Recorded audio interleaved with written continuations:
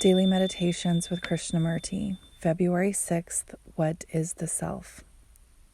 The search for power, position, authority, ambition, and all the rest are forms of the self in all its different ways. But what is important is to understand the self, and I'm sure you and I are convinced of it. If I may add here, let us be earnest about this matter, because I feel if you and I as individuals, not as a group of people belonging to certain classes, certain societies, certain climatic divisions, can understand this and act upon this, then I think there will be real revolution.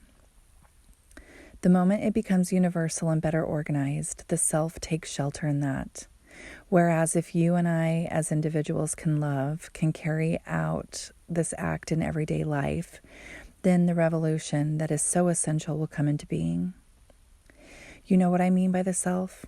By that, I mean the idea, the memory, the conclusion, the experience, the various forms of nameable and unnameable intentions, the conscious endeavor to be or not to be, the accumulated memory of the unconscious, the racial, the group, the individual, the clan, and the whole of it all, whether it is projected outwardly in action or projected spiritually as virtue. The striving after all of this is the self.